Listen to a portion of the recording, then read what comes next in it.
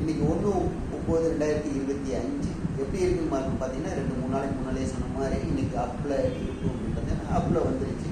இந்த லெவல்லேருந்தே மார்க்கெட் இறங்குமான்னு பார்த்தீங்கன்னா இந்த லெவலில் கொஞ்சம் தரமாறிட்டு இருக்குது. 24,600 610 இந்த ரேஞ்ச் வந்துச்சுன்னா புட்டு எடுங்க. இன்னைக்கேவும் சான்ஸ் இருக்குது, நாளைக்கு கண்டிப்பாக சான்ஸ் இருக்குது. சப்போஸ் நாளைக்கு கேப் அப் ஓப்பன் பண்ணிட்டானாலும் பயப்பட வேண்டாம், அங்கேயும் ஆவரேஜ் எடுத்துட்டு வாங்க. நாளைக்கு ஒரு 150 to 200 பாயிண்ட்ஸ் டவுனில் சான்ஸ் இருக்குது. நாளைக்கு டவுன் தான். நாளைக்கு டவுன்னா கண்டினியூவாக லாஸ்ட் வீக் சொல்லியிருந்தேன் செவ்வாய் புதன் வியாழன் எல்லாமே டவுனாக இருக்கும் அப்படின்ட்டு. இல்லை, நாளைக்கு செவ்வாய்க்கிழமை மட்டும்தான் டவுனு. நாளைக்கு ஆஃப்டர்நூனுக்கு மேலேயே ரெக்கவரி ஆக சான்ஸ் இருக்குது. ரெக்கவரினா நியூட்ரலுக்கு ஆக சான்ஸ் இருக்குது. நாளைக்கு இந்த டவுனுக்கு க்ளோஸ் பண்ணிட்டு புதன் வியாழன் வெள்ளி 3 நாளைக்கு அப்சைடில் போகும். டுமாரோ நாளைக்கு செவ்வாய்க்கிழமை டியூஸ்டே மட்டும்தான் டவுனு.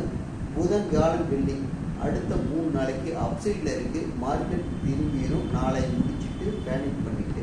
அப்போ நாளைக்கு 0 யூஸ் பண்ணுற மாதிரி இருந்தால் நிஃப்டி வந்து 2 செப்டம்பர் 2025 நிஃப்டி நாளைக்கு எக்ஸ்பிரி ஆகுது. அதில் நீங்கள் எடுத்துக்கோங்க. 0 ட்ரை பண்ணுங்கள். இன்றைக்கி நான் காலம் கொடுக்குறேன், கூப்பிட்டு கால் கொடுக்குறேன்.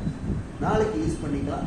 நாளைக்கு ஆஃப்டர்நூனுக்கு மேலே அடுத்த வாரத்துக்கு கால் ஆப்ஷன் எடுத்துங்க. ஹோல்ட் பண்ணிக்க சென்செக்ஸ் நல்லா ப்ராஃபிட் வரும்.